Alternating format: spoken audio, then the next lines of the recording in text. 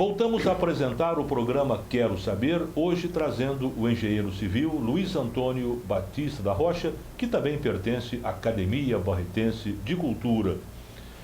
Rocha, a população mundial tem acesso adequado à água? Não, Luiz, de uma forma geral, não. Hoje é muito fácil de entender. A água cada vez mais ficando escassa, ficando difícil acesso, um custo relativamente alto para captação, tratamento, armazenagem e distribuição. Pelo custo do tratamento. Você vai lá, na natureza começa a se encontrar essa água, mas de uma forma poluída, devido ao uso e o reuso, que é muito pouco utilizado, né? O reuso é você reutilizar a água utilizada. E quando você reutiliza a água já utilizada, ela fica pura? Pura, você deixa ela... Você tem uma ideia, os astronautas utilizam a água que é existente nas suas próprias fezes. Se você tira da própria urina, né? Da urina, eu diria mais, das próprias fezes. Tudo ali, você não tem onde buscar você água. passa por um sistema chamado osmose reversa, que é uma filtragem num filtro tão minúsculo que fica retido tudo que é de impureza. Tanto que é o processo utilizado para a dessalinização da água do mar. Chama osmose reversa. Cada vez mais sendo utilizado, está barateando o custo de utilização dessa metodologia. De forma que nós utilizamos muito pouco em termos de reuso, que a tendência mundial é essa. É o reuso, né? É o reuso da água, né? Mas eu diria para você que para os países ricos, para os países de primeiro mundo, que têm um poder aquisitivo, que têm chance de medidas como importar alimentos, construir represas, explorar lençóis profundos, né? Dessalinizar a água, para esse o problema é menor. Mas quando você pega lá uns países da África, uns países pobres, onde não tem esse recurso, realmente existe falta, né? Existe falta. Quando que esse pessoal... Mas a água está lá, né? Eles não têm como reutilizar. A grandes distâncias. Você vê, nós com 12% da água do mundo no Brasil, no nosso Nordeste tem gente que vai buscar 20 litros de água, uma lata d'água na cabeça, uma distância de 10 quilômetros. Com toda essa água que nós temos. Então existe a água, mas ela está mal distribuída em termos da demografia do local onde ela tem a disponibilidade. Num futuro muito próximo, nós aqui em Barretos, eu vou abordar isso aí num outro slide. E o problema dos poços artesianos não pode resolver o problema dessas do Nordeste, onde há falta de água? Exatamente, por isso precisa do investimento. Tanto que agora estão perfurando lá uma quantidade enorme. Só que lá no Nordeste, esses poços produzem água salobra. A água que sai, ela é imprópria para o consumo. Aí que tem que fazer o tratamento. Teria que fazer um tratamento para minimizar tirar esse sal. Né? E tem tratamento por aí? Tem, exatamente, através da osmose reversa. Ou mesmo uma evaporação e a coleta desse material. E o custo disso é muito caro? Acaba custando, né? De 2 a 3 dólares por metro cúbico. Então, acaba encarecendo o tratamento. Né? Mas que existe tecnologia para... Os navios utilizam dessa metodologia para abastecer a sua necessidade de água. Eles fazem a osmose reversa captando água no mar. E ela sai limpinha, pura. Sai limpinha, pura. Pronta para beber. Pronta para beber. E a água toda salgada do mar, né? Exatamente, entendeu? Então, a tecnologia é só que isso tem um custo. Então, para os países pobres, países menos desenvolvidos, o grande problema é o investimento para tornar essa água disponível. Barretos já começa a ter um problema disso. Com toda essa água que nós temos aqui, 50% da água de Barretos vem do Pitangueira. Esse manancial, há muito tempo atrás, na década de 50, tinha ali na travessia da ponte ferroviária, que vai para o bairro do Frigorífico, uns 2,5 a 3 metros de profundidade. Eu mesmo, muitas vezes, pulei de cima da ponte ferroviária de cabeça nesse manancial. Hoje ele não tem meio metro de água. E esse manancial abastece 50% de Barreto. Os outros 50% vêm de 2 poços profundos, extraídos no aquífero Guarani, a 1.000 metros de profundidade. Poços esses que outrora davam 500 mil litros por hora, hoje estão dando da ordem de 350 mil litros por hora. Já que você tocou em Barretos, e essa retirada de água do Rio das Pedras resolve bem o problema nosso? Então, seria uma outra captação, que é essa captação que existe na Pereira, foi feita na época da gestão de João Batista da Rocha, meu saudoso pai, que abasteceu Barretos, né, e vem abastecendo durante esse tempo todo.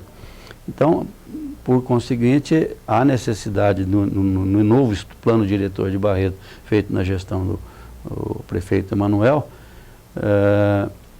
o engenheiro de São Carlos, o professor Luiz de Bernardi, eu participei da equipe dele na elaboração desse plano diretor de água de Barretos, fez um estudo de captar a mesma quantidade que capta no Pitangueira, no Rio das Pedras, que é uma água ainda limpa, né, e que teria condição de agregar mais 800 mil litros por hora para abastecimento de Barretos, o que vai aí amenizar por mais uns 25, 30 anos. Mas num futuro não tão longe assim, talvez a gente tenha que buscar água no Rio Pardo para abastecer o crescimento da cidade. Porque existe E essa captação, o custo vai ficar enorme, né? Aqui a distância não é tão grande, no Rio Pardo já a distância aumenta consideravelmente. Aumenta, né? Muito, né? Então, de forma que aqui no Córrego das Pedras é uma boa alternativa para abastecimento de água de Barretos. E como é que está esse problema? Me parece que já tem verbas para essa captação. Tem verba, né? tudo foi feita a licitação, a firma começou a construção, mas me parece que existe um problema judicial aí, que o prefeito atual consultou da possibilidade dessa firma continuar as obras, em função de que em outros locais, não aqui em Barretos, né, ela está sendo considerada de práticas abusivas em termos de licitações fraudulentas. Né? Então eu não sei te posicionar exatamente em que pé que está, mas o que a gente lê no jornal, e você também deve ter lido, é que eles estão querendo saber da possibilidade de continuar tanto a fundo de vale quanto a captação de água de Barreto através dessa firma que venceu a licitação aqui em Barreto e que estava dando andamento a essas obras. Vamos falar sobre bacia hidrográfica. O que é uma bacia hidrográfica crítica? Em países desenvolvidos ocorre esse tipo de bacia e em Barretos? Perfeito, Luiz. Uma bacia hidrográfica, quando chove, toda a água que cai numa determinada área que é delimitada por divisores de água, ela vai para uma determinada bacia hidrográfica. Então, por exemplo, vamos pegar um exemplo aqui, a bacia hidrográfica do Rio Colorado, Estados Unidos. Então, o problema de criticidade não ocorre só em países em desenvolvimento ou subdesenvolvido. Nós temos a maior nação aí, Estados Unidos, com toda a sua potência. Você vai depois, na edição do programa, ter a oportunidade de ver o que virou esse grande manancial, que abastecia 7 estados, né? Abastecia 7 estados e mais ainda o Novo México. Praticamente secou, virou um córregozinho, menor do que o nosso Ribeirão das Pitangueiras, devido à utilização em excesso. Então, a criticidade vem de você extrair mais do que a natureza consegue repor. Então, aí, essa demanda, né, e ela se torna crítica quando você está tirando além da capacidade da natureza repor. Então, existem todas umas fórmulas de cálculo e que determina quando que isso ocorre, né? Você está tirando mais do que aquela natureza, a quantidade de água que aquele manancial poderia estar oferecendo e ainda ter condição de continuar com a sua vida biótica, toda aquela vida aquática que depende da existência daquele manancial, seja peixes, seja micro-organismos, seja algas, seja lá o que for. Então, existe toda uma legislação específica para determinar que determinada bacia é crítica. Então, na bacia do Rio Colorado, uma bacia que atendia uma bacia enorme, com 703.132 quilômetros quadrados. Quer ver? Uma bacia enorme dela. A nossa bacia aqui do Pitangueiras é em torno de 100 quilômetros quadrados, no ponto de captação ali da ETA da Pereira. Você pega 703 mil, que abasteciam todos esses estados, né? Hoje virou um pequeno córregozinho. Então, Barretos também nós já temos duas bacias críticas, que é exatamente a bacia do Pitangueira, já foi declarada como bacia crítica, e a bacia do Rio Velho também é bacia crítica. Qual é o consumo de água por pessoa no mundo, Rocha? Tem uma estatística disso? Tem sim. Se você analisar... Depois você vai me dizer também quem gasta mais, se é homem ou mulher, né? Aliás, é uma discussão muito grande isso aí. Se você pegar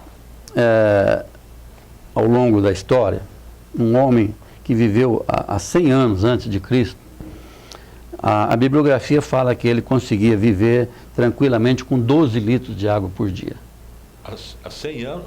Antes de Cristo. Antes de Cristo. Isso. Vivia com 12 litros de água. Depois, na época dos romanos, ele... 12 litros não dá um banho hoje, né? Exatamente. Na época dos romanos, que dificilmente tomava... O pessoal não tomava banho naquela época, pulava no rio ali e pronto, né? Os romanos com 20 litros de água por dia. Os romanos com 20 litros, então aumentou um pouquinho. O homem do século... mas também não dá um banho. O homem do século XIX, em torno de 40 litros de água por dia. No século XIX, 40 litros de água por dia. O homem do século XIX ainda, mas nas grandes cidades, já gastavam em torno de 60 litros. E o homem do século XX, XXI, nós estamos gastando hoje aí, chega-se nos grandes países, quer dizer, quanto maior o poder aquisitivo, maior é o consumo, 800 litros de água por dia. Quer dizer que 12 litros nós passamos para 800 litros. A ONU recomenda uma quantidade razoável. Me diz uma coisa, esse 800 litros que a pessoa gasta, é incluindo banho, incluindo tudo. Esse é o consumo médio. Né? O cálculo que a gente faz, ao dimensionar um abastecimento numa cidade, a gente considera 300 litros, litros dias habitante. Sim. A ONU considera como razoável 120 litros de água dia pessoa. Certo? Mas, em função do poder aquisitivo, evidentemente, aquele que tem um grande jardim, né, nos Estados Unidos, aquele jardim verdinho, aquelas casas, mansões enormes, evidentemente que necessita uma grande quantidade de água para fazer a irrigação. Ele vai gastar muito mais. Ao passo que lá na Nigéria, mal eles conseguem água para beber, né, morrem de sede. Hoje já se fala em 2 milhões de habitantes, de um total de 7 bilhões que nós já atingimos. Então morrem de sede e tem água no local, tendo água por falta exatamente de recursos. Falta de recursos, né? De 7 bilhões de habitantes do planeta, 2 bilhões já não têm acesso fácil à água. Vamos continuar esse assunto no próximo bloco. Perfeito. Vamos a mais um pequeno intervalo para os nossos apoiadores culturais e voltamos em seguida falando sobre água.